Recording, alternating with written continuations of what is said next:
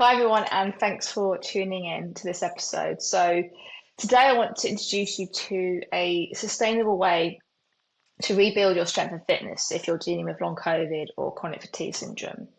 Because for individual managing long COVID or chronic fatigue, exercise presents some unique challenges, and what may seem manageable one day can trigger post-exertion malaise the next, even if it was exactly the same amount of effort and was seemingly within your limits. So this can often lead to confusion about the appropriate type of exercise and intensity of that exercise to do during different stages of recovery. So if you're struggling to get back into some form of consistent exercise or gentle movement, if you're struggling to get a handle on PEM and gain any kind of predictability, and are confused about the type of movement that is best, then this video is for you. But first, I want to be clear that the problem is not you if you've made lots of mistakes with movement, if you've struggled to get a handle on how best to move consistently during your recovery. Because both long COVID and CFS make it really difficult to gauge how the body will respond to physical exertion. But I do believe with the right approach, I know the right approach, it is possible to rebuild your exercise tolerance and use movement as a tool to support you in your recovery rather than triggering setback after setback. So the core problem actually lies in the exercise strategies that are often recommended, because most workout plans are designed for healthy bodies capable of handling standard levels of exertion, and obviously that makes it unsuitable for those dealing with conditions like long COVID or chronic fatigue syndrome. And then even graded exercise therapy lacks the necessary flexibility for people with these conditions, and let's not get started on that one. So one for another day. But the reality is that with conditions like long COVID, like CFS, training like you did before and anything but at a very low intensity is what you shouldn't be doing.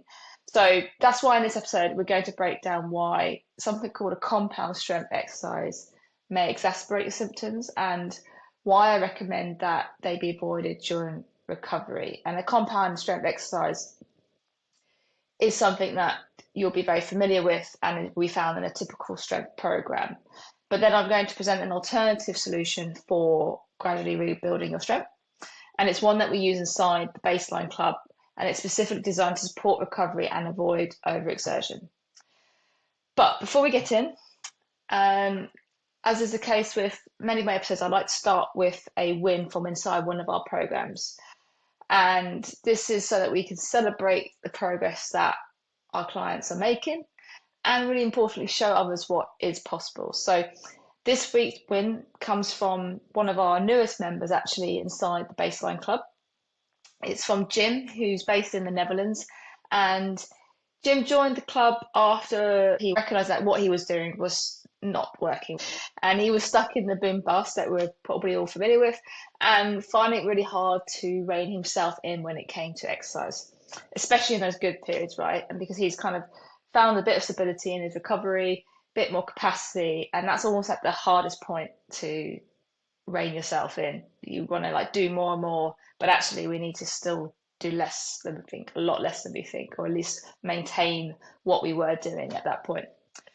And for example, on a recent trip to Thailand, he decided to take part in a boxing class, which he hasn't done for a very long time. And that then triggered some severe post-exertion malaise. And it was the first time he'd experienced that in a few months in his recovery.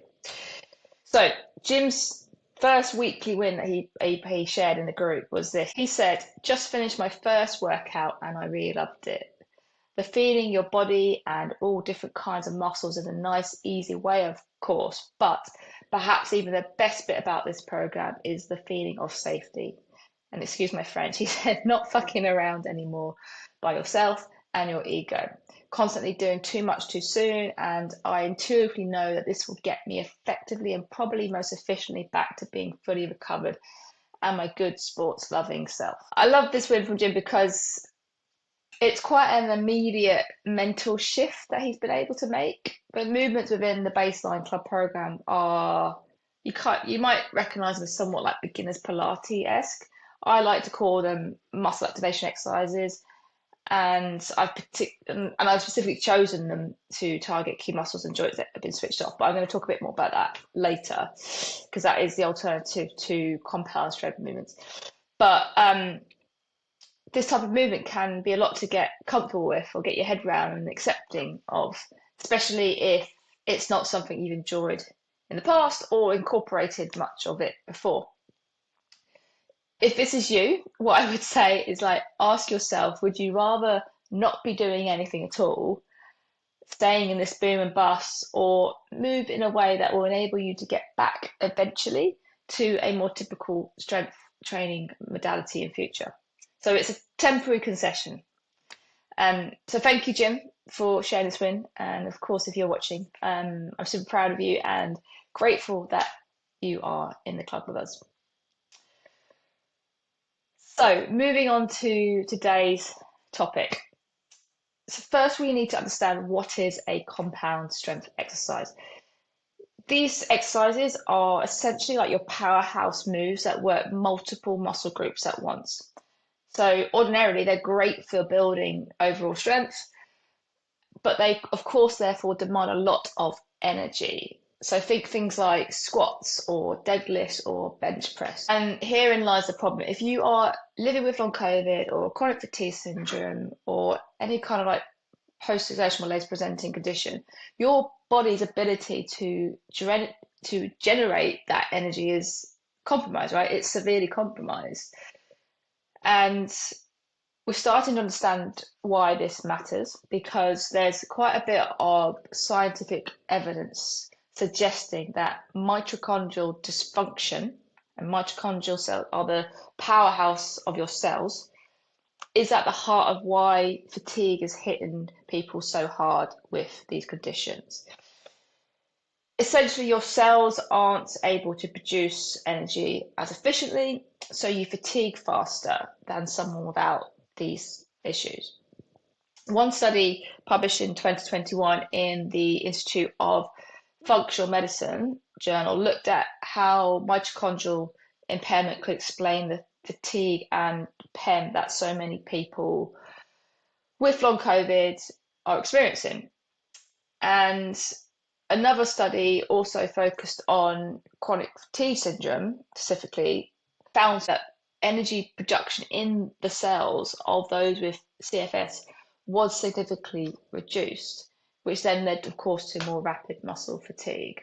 And I'll drop these studies in the show notes for you to have a look at if you'd like.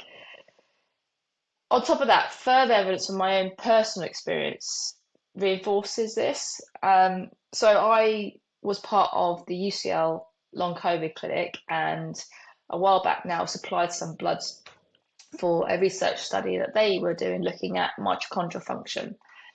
Before and after a power walking exercise was the test. And I was about 15 months in, I think, at this point. And when the results came through, compared to the control group that didn't have long COVID, my mitochondrial function was much lower.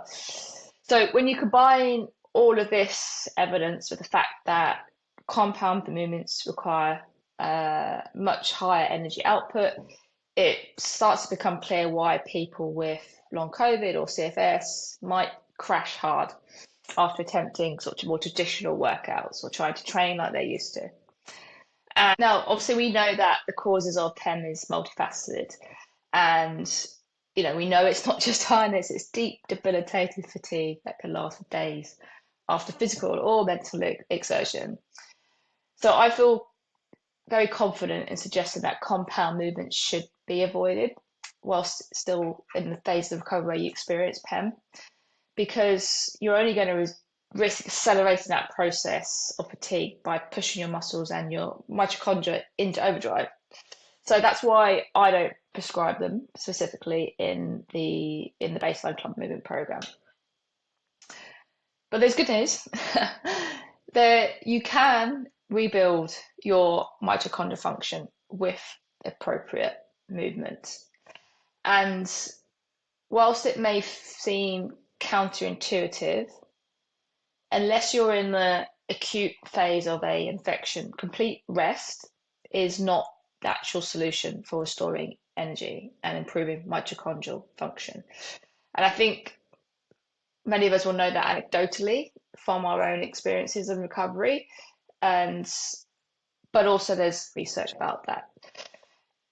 And in fact, carefully designed movement programs can rebuild mitochondrial health without triggering post-exertional malaise. So one such study showed that gentle, structured physical activity can stimulate something called mitochondrial biogenesis. I think I said that right. And that's essentially the process of creating new mitochondria.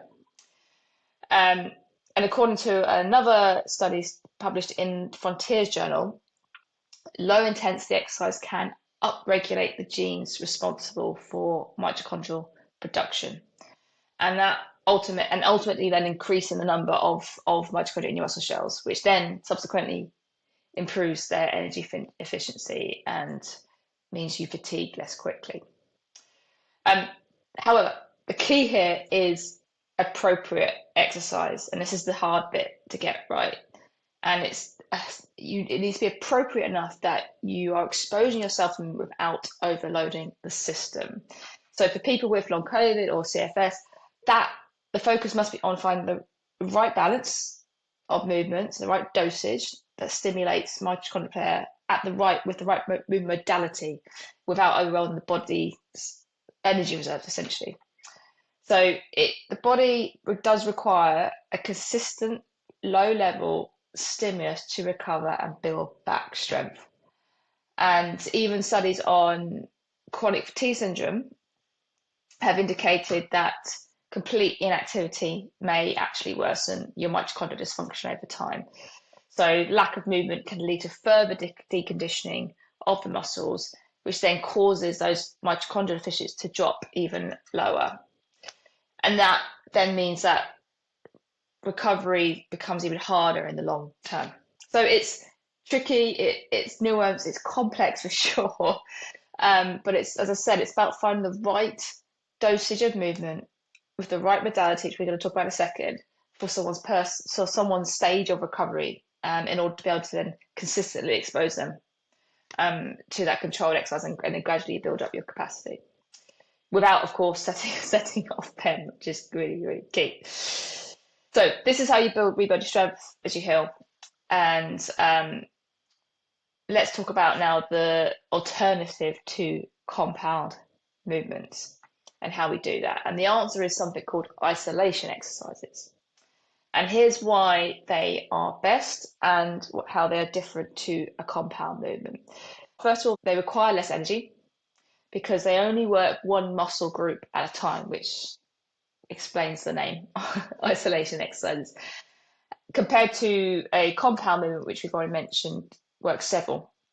And this is really obviously key to your energy reserves and when they are limited. They're also, because of that, typically less complex, which is helpful when we've got neurological symptoms or cognitive issues going on, which many people with long COVID or CFS experience, so such as dizziness or brain fog, maybe even balance issues. So compound exercises require coordination across multiple joints and muscles by nature, and that can, of course, potentially overwhelm your mind and your body, whereas isolation exercises are simpler, easier to execute. They reduce that cognitive overload, but they still provide amazing benefits in building back resilience in your muscles. The last key difference is that they are subsequently then easier to control and to gauge volume and how much to do. So because isolation exercises focus on smaller muscles, they are smaller controlled movements, and therefore it becomes easier to monitor how much energy you're using, what your output is. This makes it so much simpler to find the right balance between movement and conserving energy and reducing the risk of triggering PEM. But there's a but here.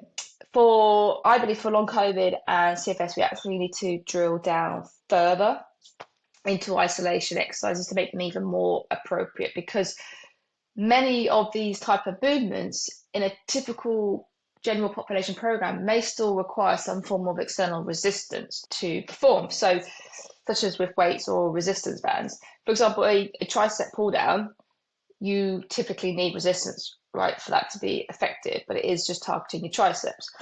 So for someone recovering from long COVID, adding that external resistance can still be too taxing. And this is why I've developed an even more specific approach within the Baseline Movement Program, which lives inside the Baseline Club membership.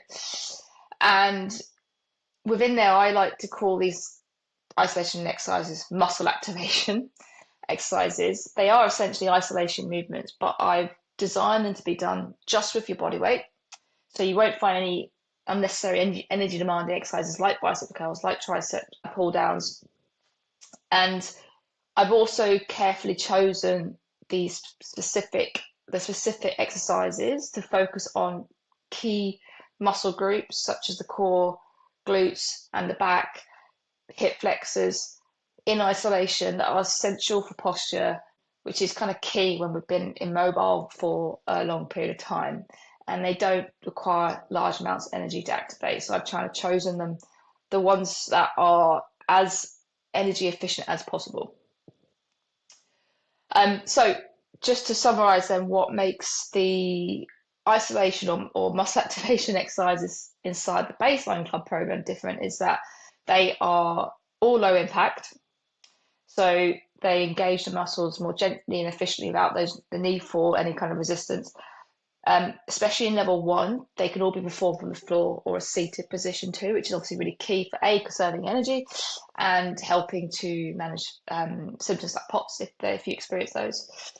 And then because of that, they are the most energy efficient as possible. So I've specifically chosen movements that activate the key muscle groups that require minimal energy output. And then they are functional. These exercises that I've chosen are focused on maintaining a good posture and preventing injury as you gradually build back your strength, which is really important, having been mobile or less mobile for some time. So overall, the Baseline Club program ensures that you maintain muscle function and progress safely, all while respecting the limits of your body and what it is dealing with during your recovery. And as I mentioned, there are several levels that members progress through, which I've just indicated a second ago, as their health becomes more stable and they build back more exercise tolerance. And the exercises are still mostly isolation during those levels as they move through, but we add in some more advanced variations as well. So getting the right type of strength movement is just one core part of the Baseline formula, which members inside the club learn about via a short video course. The other components cover things like dosage and some key principles to follow to get something that I call predictable progressions right. So if you'd like to learn more about what we do inside the club, we actually offer a 7-day money back guarantee. So I offer this because I know there's a lot of fear around movement and knowledge is power. So if you're curious and you want to gain confidence that this is something for you, you can sign up, consume the video course, get support from me inside the app, even start a workout. And then at the end of the week, if you decide to want to continue, great. If you don't, there's absolutely no hard feelings. The actual membership after that is super affordable. There is no contract because I wanted to remove all barriers for people that are still in this recovery phase. So to wrap this one up, in this episode, we've covered why when recovering from long COVID or chronic fatigue syndrome, traditional compound strength exercises may be doing you more harm than good because of the energy demands that these exercises can then have that can then quickly lead to muscle fatigue and post-exertional malaise, particularly where there is suspected mitochondrial dysfunction, and there's obviously a lot more research, as I mentioned, coming out about that. And I'll drop those links in the show notes for anybody that is interested. So this is why it's essential to shift your approach and shift your focus onto movement modalities that are better suited to your body's current energy capacity. We then went through what that alternative is, which is isolation exercises or muscle activation movements, which I call them inside the club.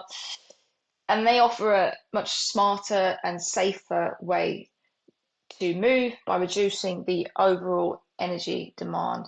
You minimize your cognitive overload, and they allow for a much greater control over the movement and your recovery and how movement can support your recovery. So if you would like help incorporating appropriate movement into your recovery, along with guidance on movement dosage and progression within a proven program that can then be tailored to your personal needs, then please do check out the Baseline Club, and I will drop a link to that below as well. So that's it, and I hope you found this really insightful. If you do have any questions, drop them in a comment. I promise to respond in good time. And thank you for watching. Until next time.